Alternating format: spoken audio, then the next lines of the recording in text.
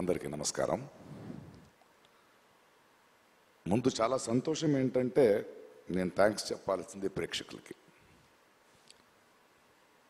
ఇప్పటిదాకా మాట్లాడిన వారు టీం సినిమా చేసింది, ప్రతి ఒక్కరూ పేరు పొందిన వాళ్లే, ప్రతిభావంతులే. కానీ ఈ సినిమా నాకు నచ్చేది ఒక మెయిన్ రీజన్,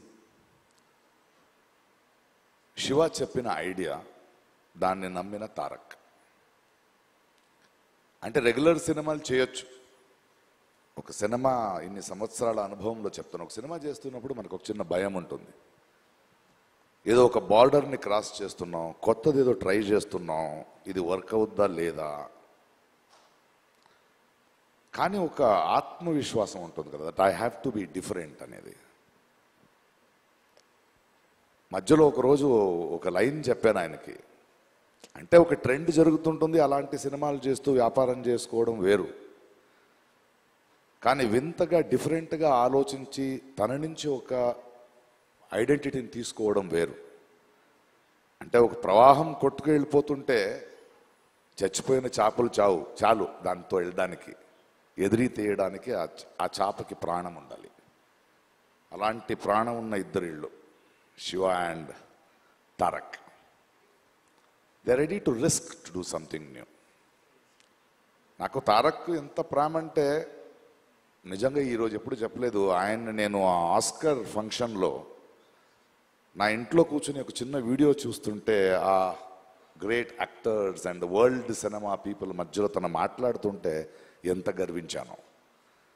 ఎందుకంటే చాలా సంవత్సరాల నుంచి చెప్తున్నాను, తెలుగు సినిమాలో నాకు నచ్చిన హీరోల్లో నటులు అని ఎవడైనా ఉంటే అది నా తారక్. అది నాకు తెలుసు. అండ్ ఆ ఎనర్జీని ఇలాంటి ఒక సినిమాని ప్రొడ్యూస్ చేస్తూ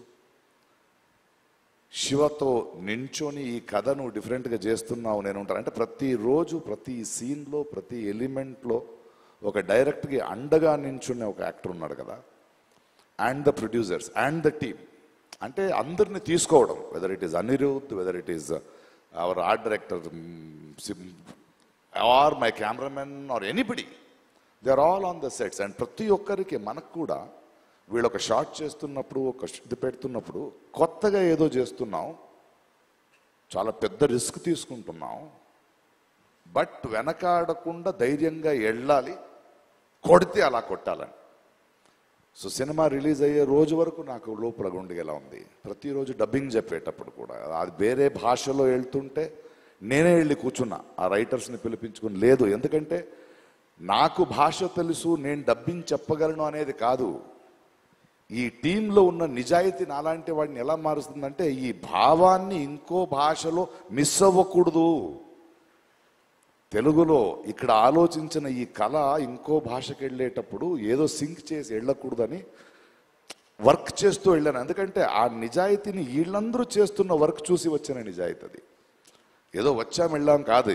వాడు శివ ఇక్కడి నుంచి ఆయన విత్ అనిరుద్ధ్ అంటే ఆయన ఇంట్రెస్ట్, ఆయన మన రత్నవేల్ ఒక్కొక్క ఫ్రేమ్ పెడుతున్నప్పుడు కూడా ఆకున్న కసి, ఒక్కొక్క సెట్ వేసేటప్పుడు స్పెషల్ ఎఫెక్ట్స్ ఉండొచ్చు, యాక్షన్ ఉండొచ్చు, the way they were doing their homeworks.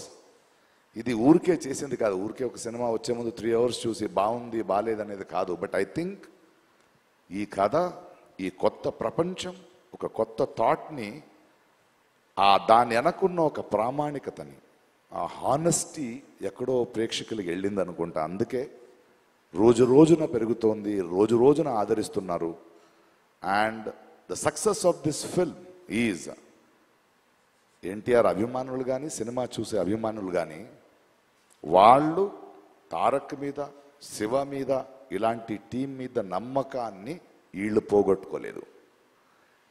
అందువలనే అదొక సంబంధం, ఒక బంధం ఎప్పుడు అలాగే ఉంటుంది. అది it is un unseen, intangible, great relationship. And I'm so happy to be with this team. And thank you the producers for not even letting one stone turn, stood like rocks. And to every technician who put his heart and soul and believed in this film, aa namakam ivala gelichindi. Thank you for pushing the boundaries and creating a new world, waiting for part 2. Thank you. Thank you, Prakash Raj garu.